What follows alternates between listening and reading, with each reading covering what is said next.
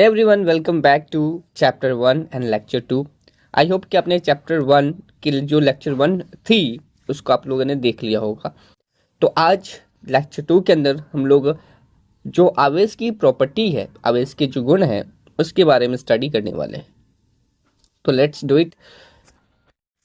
चलिए, तो आवेश की प्रॉपर्टी पर ध्यान देते हैं। ठीक है, तो आवेश की ना अलग अलग प्रॉपर्टी होती है। ठीक है, सबसे पहली जो प्रॉपर्टी होती है वो होती है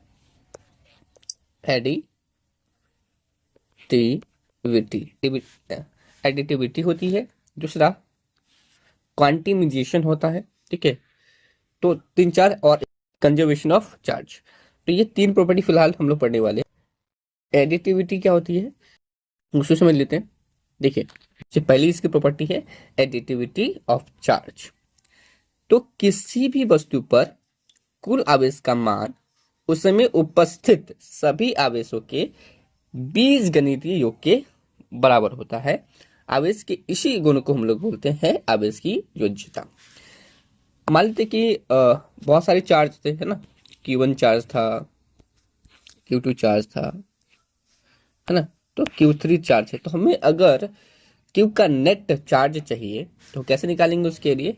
तो इसके लिए नेट चार्ज हो जाएगा Q net equal to Q1 plus Q2 plus Q3 और ऐसे ही चलेगा Qn तक। राइट, चीज़ समझ में आ गई आपको?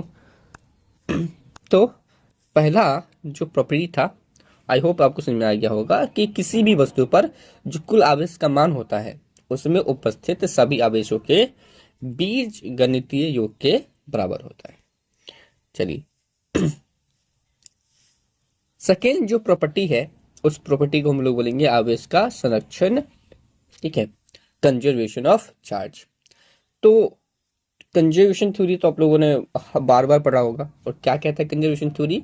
कि उस चीज को ना तो बनाया जा सकता है और ना ही डिस्ट्रॉय किया जा सकता है। सिमिलरली आवेश के बारे में यही कहानी कही गई है कि आवेश की ना तो उत्पत्ति होती है और ना ही उसका विनाश किया जा सकता है। ठीक है, charge can neither be created और नॉर बी डिस्ट्रॉयड। इसके अलावा किसी विगलन निकाय का जो कुल आवेश होता है वो हमेशा एक नियत रहेगा, कांस्टेंट रहेगा। थर्ड जो इसका प्रॉपर्टी है वो है आवेश का क्वांटिमीकरण, क्वांटिमाइजेशन ऑफ चार्ज। क्या होता है? तो आवेश जब भी किसी भी ऑब्जेक्ट से निकलते हैं, है ना, या अडॉप्ट करते हैं, तो वो एक गुणज के रूप में निकलते हैं। ठीक है, किस रूप में निकलते हैं? तो वो निकलते हैं 1.6 इंटू 10⁻⁻19 कूलम के रूप में, है ना। -19 कूलम इसी फॉर्म में निकलते हैं। और इसी गुण को हम लोग बोलते हैं क्वांटिमाइजेशन ऑफ चार्ज, आवेश का क्वांटिमीकरण। ठीक है, क्या लिखा हुआ है कि किसी वस्तु पर कुल आवेश का मूल आवेश पूर्णतः गुणज के बराबर होता है। और आवेश किसी गुण को बोलते हैं हम लोग क्वांटिमाइजेशन, क्वांटिमीकरण, है ना। अगर हमें Q के वैल्यू निकालना है तो उसके लिए फॉर्मूला क्या होता है? Q equal two plus minus NE, है ना। अगर पॉजिटिव चार्ज है तो प्लस लेके चलेंगे, अगर नेगेटिव चार्ज है तो माइनस लेके चलेंगे। N क्या है यहाँ पर? तो N जो है नंबर ऑफ, ठीक है, नंबर ऑफ इलेक्ट्रॉन्स है। और ये क्या है? तो इलेक्ट्रॉन्स है। और इलेक्ट्रॉन्स का वैल्यू हमें अभी तक याद हो जाना चाहिए, 0.6 इंटू 10⁻⁻19 लॉ। डिपेंड करता है, अगर ये प्रोटॉन होगा तो प्लस में होगा और अगर ये इलेक्ट्रॉन है तो माइनस में होगा।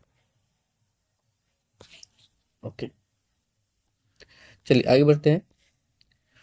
तो इस चीज को हम लोग सबसे पहले एक एग्जांपल समझ लेते हैं।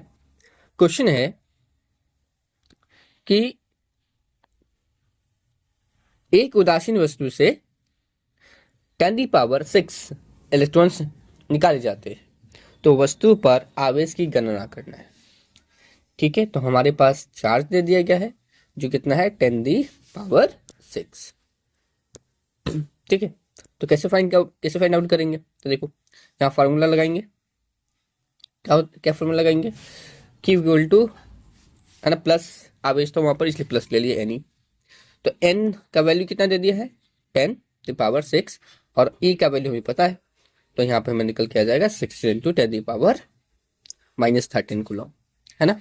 कैसे करते हैं, तो एक चीजें हमें ध्यान रखना होगा कि अगर बेस हमारा सेम है तो पावर क्या होते हैं, अगर वो अलग अलग चार्ज वाले हैं तो माइनस हो जाते हैं, है ना, क्या हो जाएंगे, माइनस हो जाएंगे। तो यहाँ पर देखो, यहाँ पे देखिए,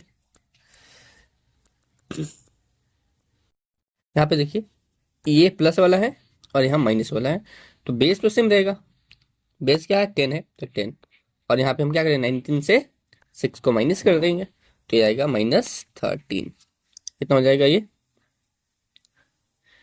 है ना, 16 × 10⁻−13। चलिए नेक्स्ट सेकेंड क्वेश्चन है कि यदि किसी पिंड से किसी ऑब्जेक्ट में 10⁵ इलेक्ट्रॉन जोड़ दिया जाए तो उस पर आवेश की गणना करना है। तो यहाँ पे हम क्या करते हैं, उसको ऐड करते हैं, सेम कहानी इस्तेमाल करेंगे, है ना, फॉर्मूला लगाएंगे, और यहाँ पे हम कितना ऐड कर रहे हैं, यहाँ पे कितना ऐड कर रहे हैं, तो 10⁵ इनटू जाएगा जो हमारे पास आवेश होता है, तो ऐड करके इतना आ जाएगा। चलिए नेक्स्ट क्वेश्चन, अगला क्वेश्चन है कि गणना करें कि किसी वस्तु से कितने इलेक्ट्रॉन निकाले जाते हैं ताकि उस पर 1 कूलम आवेश हो सके। तो हमें 1 कूलम आवेश लाना है ना, नंबर्स ऑफ इलेक्ट्रॉन निकालने, कह रहा है कि आवेश गिनना। तो अगर हम देखें तो Q, तो फॉर्मूला क्या बनेगा, Q/E बनेगा।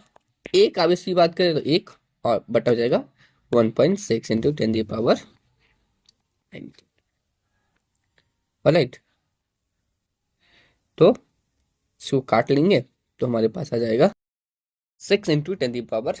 ओके, नेक्स्ट क्वेश्चन है, क्या किसी वस्तु पर 4.8 × 10⁻−18 कूलम हो सकता है ना, वो हमें निकाल के समझना है ना। कह रहा है क्वेश्चन कि can a body have a charge of 4.8 × 10⁻−18 coulomb. तो आवेश तो हमें नंबर ऑफ इलेक्ट्रॉन्स फाइंड करने, और कह रहा था कितना 4.8 × 10⁻18, जो कि हमारा जो मूल आवेश होता है वो होता है 1.6 × 10⁻−19। पॉइंट से पॉइंट्स कैंसिल आउट हो जाएंगे, है ना, और हमारा आंसर काट छाट कर कितना आ जाएगा, हम 3 × 10⁻1, या इसको 10 ही मान लेते हैं, इक्वल टू 13। तो ये पॉसिबल है, यानी कितना आ सकता है। अगला क्वेश्चन है कि क्या किसी वस्तु पर 4.8 × 10⁻−20 कूलम आवेश हो सकता है। तो सिमिलरली इसको फाइंड आउट करके देखेंगे। तो यहाँ पर जो ये आ रहा है, और हमेशा याद रखिएगा फ्रैक्शन में नहीं होगा, ठीक है, पॉइंट में नहीं होगा, एक टोटल वैल्यू होना चाहिए, तब जाकर इसका वैल्यू होगा, यानी कि ये पॉसिबल नहीं है। ये क्वेश्चन आपके घर से होमवर्क के लिए है, ठीक है, आप इसे कंप्लीट कर लीजिएगा। आई होप कि आपको लेक्चर 2 समझ में आया होगा, ठीक है। हम लोग इसी सीरीज में आगे बढ़ेंगे, एंड आज के लिए बस इतना ही। That's all for today, and channel पर न्यू है तो सब्सक्राइब जरूर कर लीजिएगा और वीडियो को लाइक जरूर कर लीजिएगा, ताकि आपको ऐसे ही वीडियोस मिलता रहे।